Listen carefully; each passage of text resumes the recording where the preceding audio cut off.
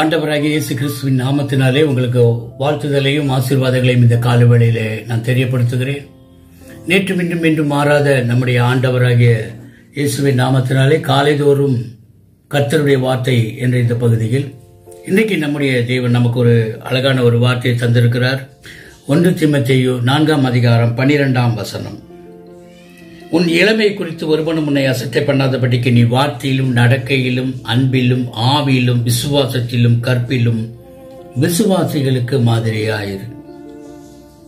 தேவன் நமக்கு ஒரு முன்மாதிரியை வைத்து விட்டு போயிருக்கிறார்.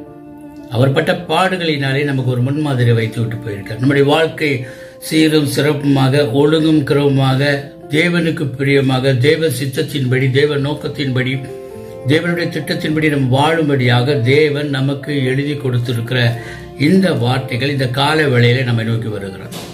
ஒரு புதிய காரியங்களை தேவன் நம்முடைய வாழ்க்கையில செய்து கொண்டு வருகிறார். நம் ஒவ்வொரு நாளுடைய வாழ்க்கையில இந்த வாயின் வார்த்தைகள் எவ்வளவு முக்கியம் என்பதை குறித்துதான் நீ வார்த்தையிலும் மாதிரியாயிரு என்று சொல்லுகிறார்.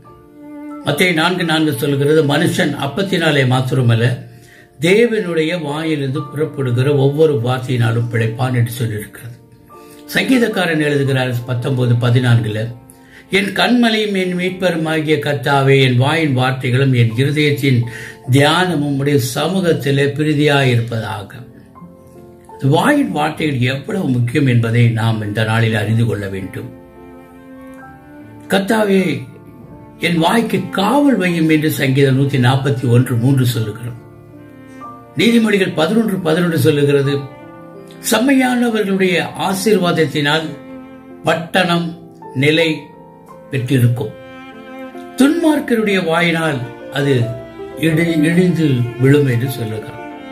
அவன் தன் வாயின் பலனினால் திருப்தி ஆவான் என்று சொல்லி நீதிமொழிகள் 13:3 சொல்லுகிறது. மூடனுடைய உதடுகள் விவாதத்தில் நுழையும், அவன் வாய் அடிகளை வரவேற்கும் என்று சொல்லியிருக்கிறது. இன்றைக்கு நம்முடைய தேவனாகிய கர்த்தர் நமக்கு இந்த வாயின் வார்த்தைகளிலே ஒரு முன்மாதிரியை தேவன் கேட்கிறார். ஏனென்றால் இருதயத்தின் நிறைவினால் வாய் பேசும் என்று மத்தேயு 12:34 சொல்லுகிறது. இன்னைக்கு நம்முடைய வாயின் வார்த்தைகள் ரொம்பவும் முக்கியமாக தேவன் எதிர்பார்க்கிறார். ஏன்னா மனுஷனுக்கு வாய் ரொம்ப முக்கியம். வாய்க்குள்ளே போகிறது மனுஷனை தீட்டுப்படுத்தாது, அவன் வாய்க்குள்ளிருந்து வெளியே வருகிறதே அவனுக்குள்ளே தீட்டுப்படுத்தும் என்று சொல்லி மத்தேயு 15:11 நாம் வாசிக்கிறதே எழுதியிருக்கிறதே காண முடியும். வாயிலிருந்து பொல்லாத சிந்தனைகளும் கொலைபாதகங்களும் விபச்சாரங்களும் வேசித்தனங்களும் களவுகளும் பொய் சாட்சிகளும் தூஷணங்களும் புறப்பட்டு வரும் என்று வேதம் சொல்லுகிறது. நம்முடைய வாயின் வார்த்தையினாலே நம்முடைய ஜீவியம் இருக்கும். இதை நம்ம எங்கே பார்க்க முடியும் என்றால், என்னாகமம் 14 அன்றைக்கு கானானை சுற்றி பார்த்து வந்து எப்படியாவது தேவன் வாக்குத்தத்தங்கள் நிறைவேறும் என்று காத்திருந்த பொழுது அந்த ஜனங்கள் அங்கே காலேபும் யோசுவாவும் சொன்ன வார்த்தைகளை குறித்து அவர்கள் தங்கள் மனதில் ஏற்றுக்கொள்ளாதபடிக்கு மீதி 10 பேர் சொன்ன அந்த துர்செய்தியை அவர்கள் ஏற்றுக்கொண்டார்கள். அவர்கள் சொன்னார்கள் 14ஆம் வசனத்தில், அவர்கள் அழுதார்கள், அவர்கள் விரோதமாக முறுமுறுத்தார்கள், அவர்களுக்கு விரோதமாக செத்தாலும் நலம் என்று சொன்னார்கள். அவர்கள் மடியும்படிக்கு, நாங்கள் பட்டயத்தால் மடியும்படிக்கு என்று வாயிலே சொல்லுகிறார்கள். கொள்ளையாகுவோம் என்று சொன்னார்கள். எகிப்துக்கு திரும்பி போனால் நலமாயிருக்கும், நாம் ஒரு தலைவனை ஏற்பாடு பண்ணிக்கொண்ட நல்லா இருக்கும் என்று சொல்லி 14:1-4 வசனங்களை அவர்கள் வாயினால் அறிக்கையிடுகிறார்கள்.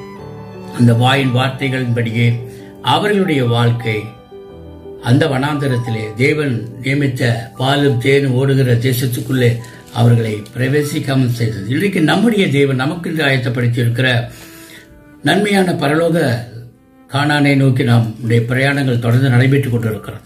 நம்முடைய வாழ்க்கையில் எந்த இடத்திலும் வாயின் வார்த்தைகளினாலே தேவனுக்கு பிரியமில்லாத காரியங்களை நாம் செய்து தேவனை நாம் சங்கடப்படுத்தாதபடிக்கு, தேவனை கோபப்படுத்தாதபடிக்கு அன்றைக்கு வனாந்தரத்திலே அவர்கள் தேவனை கோபப்படுத்தினதினால் அவர்கள் நியமிக்கப்பட்ட தேவனுடைய வாக்குத்தத்தங்களை இழந்து போனார்கள். இன்றைக்கு நம்முடைய வாழ்க்கையில அப்படி இல்லாதபடிக்கு தேவனை சார்ந்து தேவனுடைய வாக்குத்தத்தங்களை நாம் சுதந்திரிக்கும்படியாய் அவைகள் எனக்காக, என் குடும்பத்துக்காக, என் வாழ்க்கைக்காக, என் ஜீவியத்துக்காக என்று சொல்லி நாம் நம்மை ஒப்புக் கொடுக்கும் பொழுது கர்த்தர் கண்டிப்பாய் நம்மையும் நம் குடும்பத்தையும் நம் வேலைகளையும் கர்த்தர் விசேஷமாய் ஆசீர்வதிப்பார்.